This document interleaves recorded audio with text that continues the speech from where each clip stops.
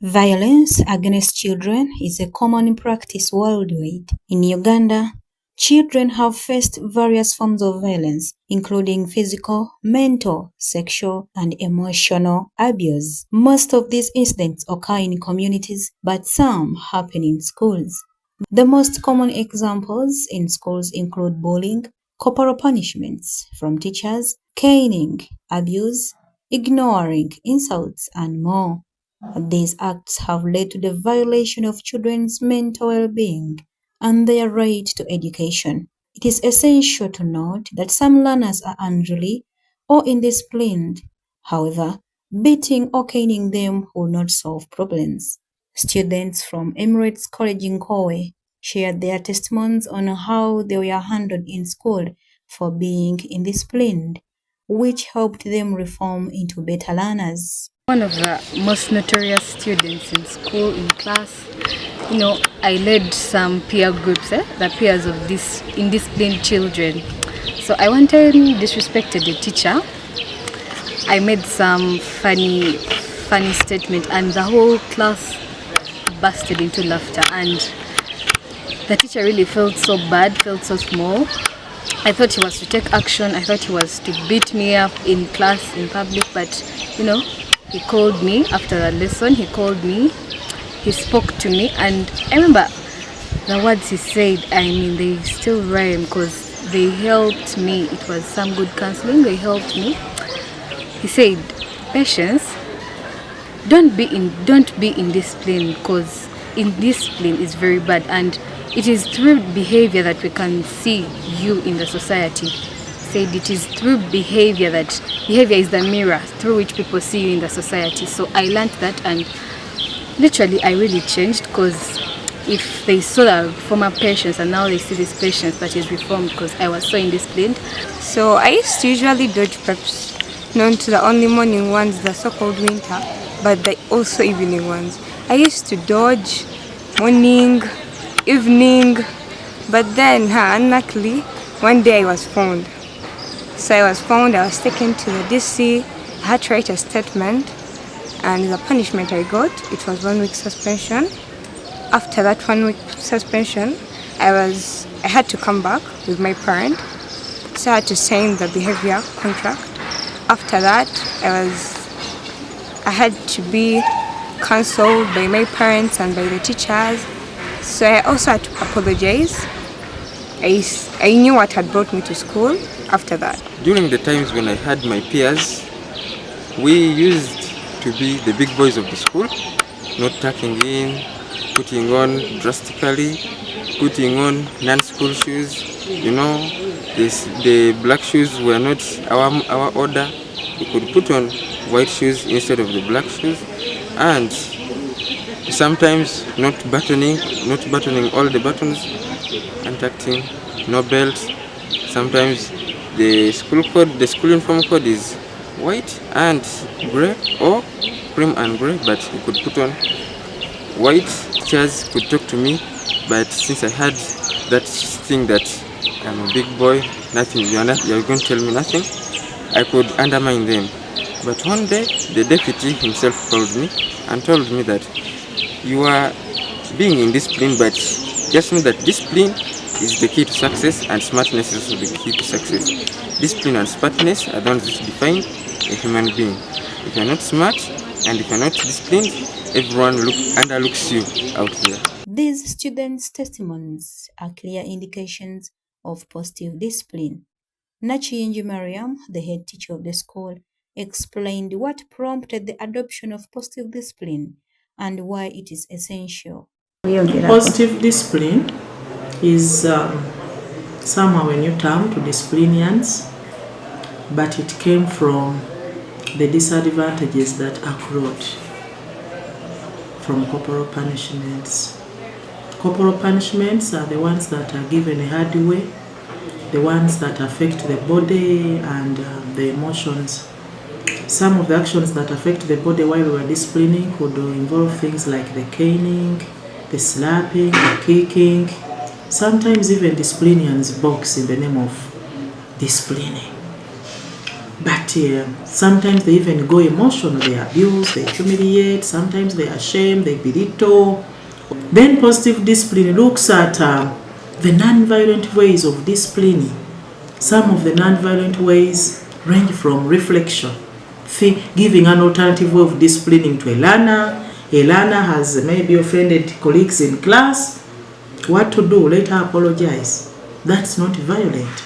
And in any case, it is teaching them to publicly speak. It is teaching them to be confident. For example, things like letter writing, things like time out. We are trying them out.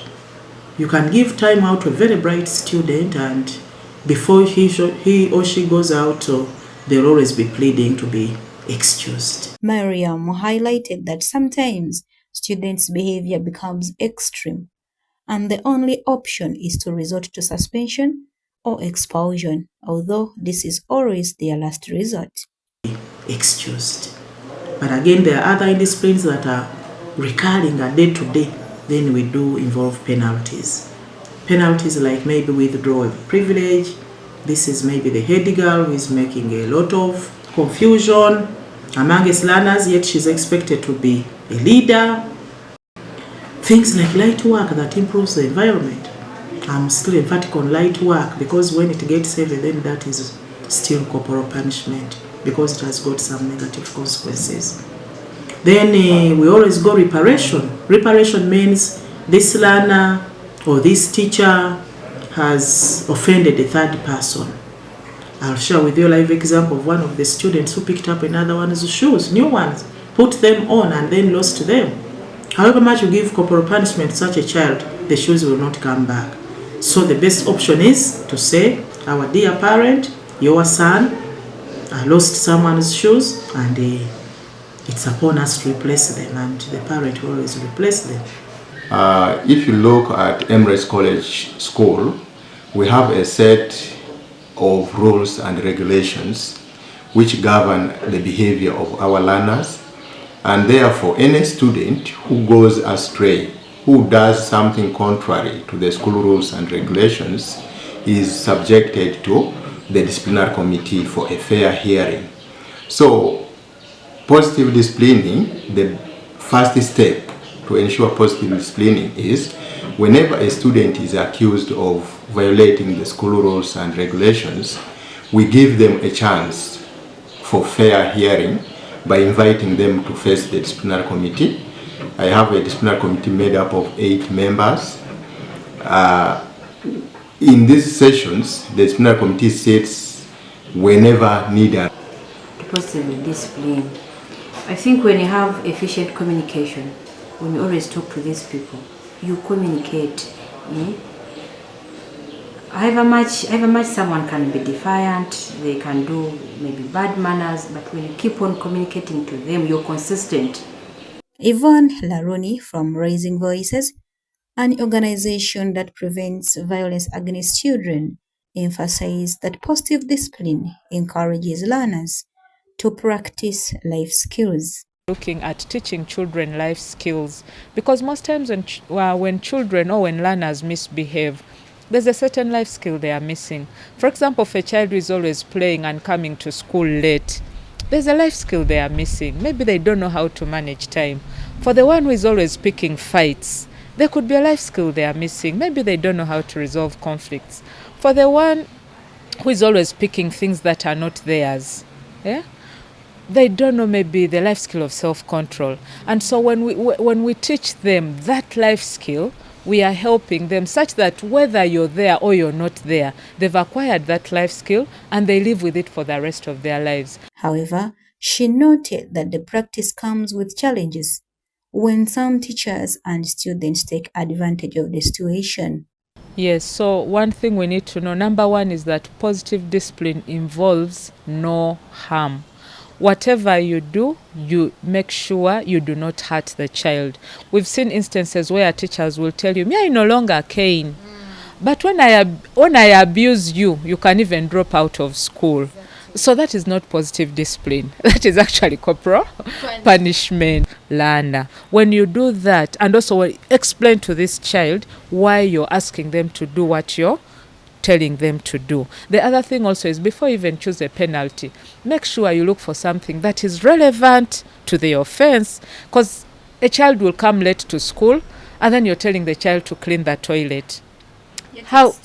Yeah, how? No, not even time for class. How will cleaning the toilet teach this child to manage time? Because remember earlier we say that positive discipline is about life skills. So this is a child who is failing to manage time. They have a weakness in managing time. So asking them to clean the toilet, how is that going to help them learn how to manage time? So whatever response you pick, let it be one that can help them learn how to manage time. So the positive discipline culture is one that is quite adaptive.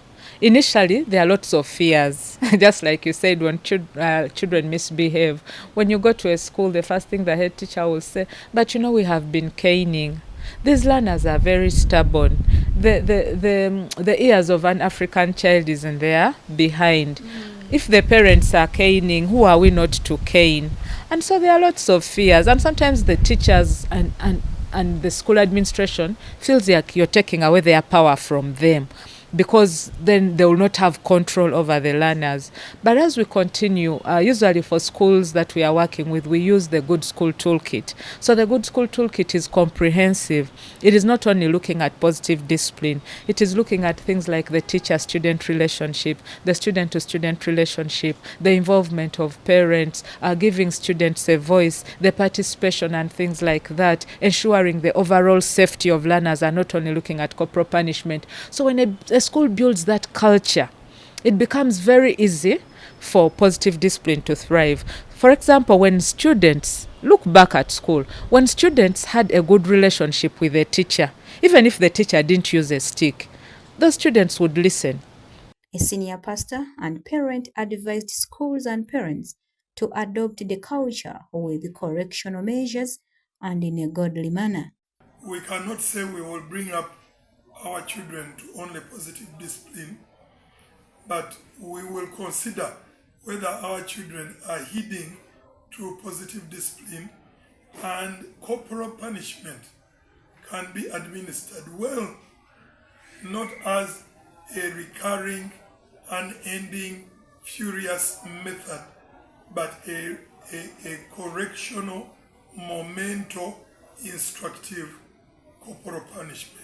So you cannot say, I do not beat my children, but you can say, I spanked them. And with a correction, never do that again. You just don't torture children, and you don't beat them from morning to evening for 2 hours. No. Correction is momental, instructional, and it ends with a hug or a sign of love. In 1997, the Ugandan government banned corporal punishments. Unfortunately, the practice still continues, mainly due to deep-rooted culture norms, as Nanyan's Rosette narrated. Corporal punishment, for instance, is so deep-rooted. So if we are having strategies on preventing this violence, the community needs to be put in place. So what we are doing right now is making sure that we engage at the different levels. We have been able to build the capacity of the teachers to be able to use alternative discipline measures. To ensure this culture is implemented, the Ministry of Education and Sports provided channels for reporting cases of violence against children. And our role as a ministry is to create awareness about the existing laws and policies concerning child protection, but also ensuring that cases are reported. And to that effect, we have developed the reporting, tracking, and response guidelines to cases of violence. But we also interest our children in knowing the reporting, the national reporting channel, for instance, the child helpline. Do the children know where this child helpline, do they call it? If they call it, what kind of information is provided? So our mandate limits us on that. According to the National Survey on Violence Against Children, 1 in 4 girls, 25%, and 1 in 10 boys, 11%, reported sexual violence In the 12 months preceding the survey, 4 in 10 girls, 44%, and 6 in 10 boys, 59%, aged 13 to 17, experienced physical violence. These and other forms of violence, including corporal punishments, have affected learners' ability to study effectively in schools. Therefore, it is everyone's call to implement positive discipline as an alternative way of disciplining learners in schools. Beating a child is not the only way of disciplining learners or children amongst schools and parents. However, there are other alternatives of disciplining them, for example, positive discipline.